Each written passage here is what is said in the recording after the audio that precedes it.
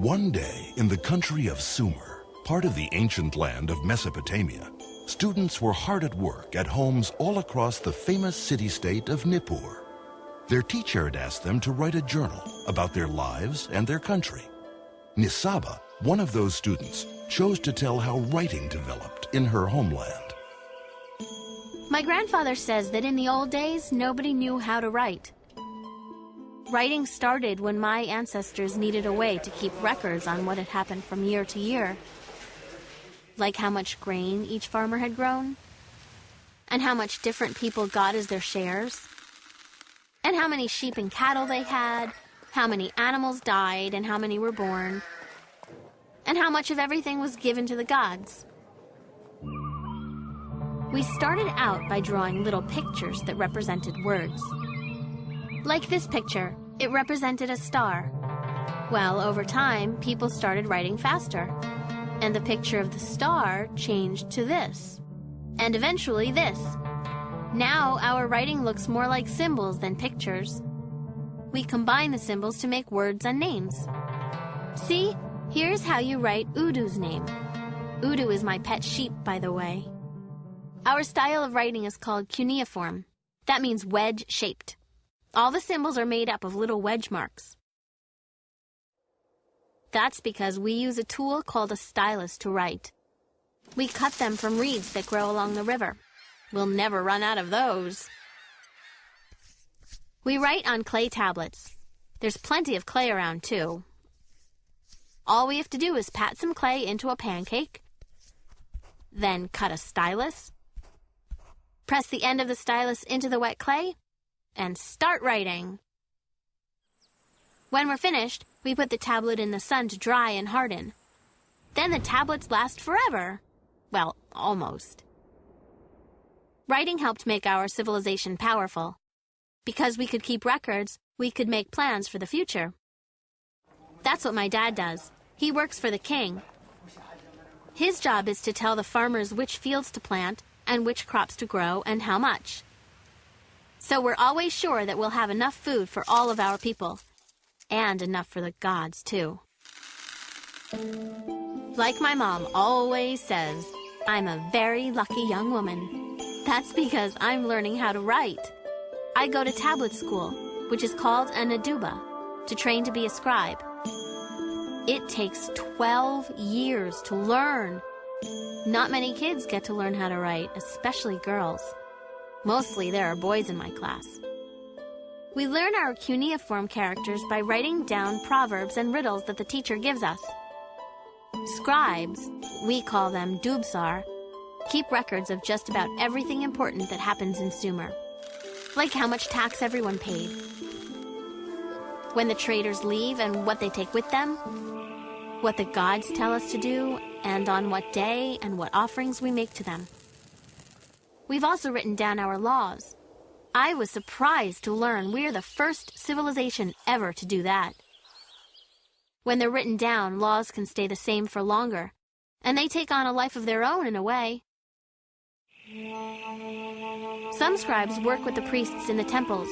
The priests watch the moon and stars every night, and the scribes write down everything they observe. The priests are looking for signs that will help them figure out what the gods have in mind. And also for hints that a flood might be coming, so we can make sure our levees are strong enough to hold back the water. Our priests have gotten very good at figuring out how much time has gone by. So scribes also write down when things happen. That way the priests can look for patterns in the past and try to predict the future. Our civilization couldn't function without scribes. There are too many details for anyone to remember them all. But as long as we can write them down, we don't have to worry about forgetting. Some other things we don't want to forget are our stories and legends. We're the first civilization ever to write our stories down instead of just retelling them to each other.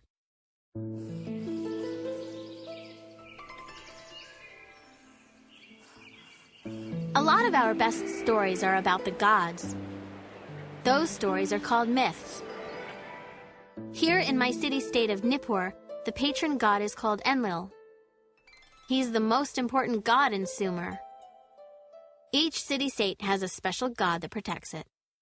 Even though we believe the gods made us humans so we could take care of them, there's a story that tells about the time when the gods had second thoughts about having created human beings. They decided to send a huge flood to wash everybody away. But one of the gods didn't agree. He told a man named Sudra put his family and all the animals he could find into a boat. It rained and stormed for 7 days. But Sudra was safe in his boat. And that's how humans and animals survived the Great Flood. There's another really famous story. It's one of my favorites. It's a very long story called an epic. It's about a king named Gilgamesh. He's a hero who has a lot of adventures, along with his best friend whose name is Enkidu. Enkidu is a wild man who runs with the animals. But then he meets Gilgamesh, and they really hit it off. One day they were looking for adventure, so they decided to travel west to the mountains, high up into the cedar forest, to bring cedar wood back to the city. Cedar trees are tall and straight, and the wood lasts a long time. It's perfect for building a palace. But there was another reason for going to the cedar forest. A demon lived there. He was a huge, angry demon named Huwawa. Gilgamesh and Enkidu thought they were strong enough to defeat him in battle, and they wanted to try. So the two friends set out.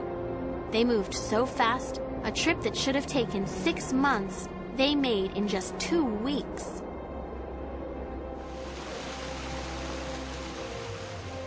Leaving the river valley, they climbed higher and higher. The air became crisp and cool, and they could hear the sounds of rushing streams and the wind blowing in the trees. Soon they reached the place where the cedar trees grew tallest and straightest. They brought out their axes to start cutting them down. Gilgamesh had just touched the first tree with his axe when they heard an awful roar. It was Huwawa! The demon took a giant leap toward them. "Why are you cutting my trees?" he said. "Leave now or you'll be sorry." His face was horrible and twisted with anger. Well, I would have left right then, but Gilgamesh and Enkidu turned to face the demon. They called on the sun god to protect them. The sun god liked Gilgamesh, so he sent the 13 great winds to wrap themselves around Huwawa and bring him to the ground. The demon promised Gilgamesh all the cedar wood he could carry if only he would set him free. But Enkidu didn't believe a word. "Don't let him go," he warned Gilgamesh. So with one swift stroke, Gilgamesh killed the demon. Then they were free to choose the finest cedar trees. They cut them into logs, lashed the logs together into a raft, and floated back down the Euphrates River to the city. After that, Gilgamesh was even more famous. Tales of his deeds even reached the ears of the gods. The goddess Inanna heard about Gilgamesh. She was the goddess of love, and she fell in love with him. But Gilgamesh brushed her off and was very rude. Well, Inanna was also the goddess of war, and now she was furious. She sent the giant bull of heaven to trample the city. As the bull charged toward them, Enkidu caught it by the horns, and Gilgamesh struck the beast with his sword and killed it. The grateful people threw a huge feast to celebrate, but the gods were not pleased.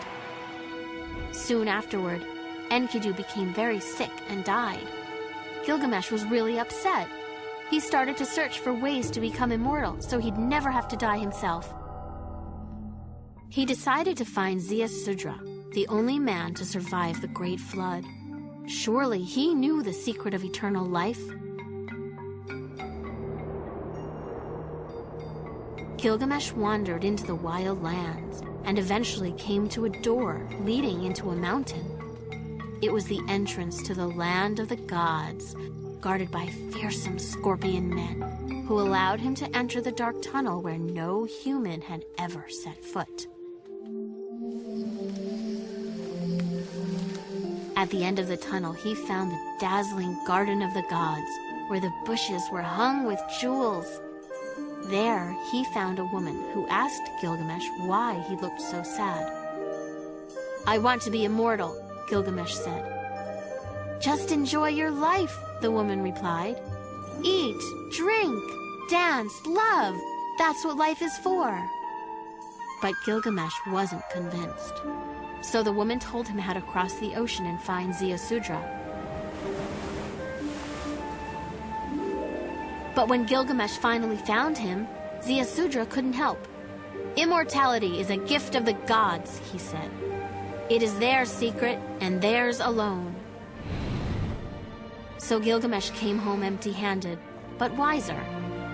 Now, as he looks at the walls of his city, the city he spent his whole life building, he realizes how much better it is to do good work in the time that he has, rather than spend time trying to become immortal. So that is part of the Epic of Gilgamesh. His story and my journal are alike in a way. When our stories and thoughts are written down, other people can read and understand them. And that's why I think it's so great that we've learned to write, because now our stories and ideas can be remembered forever.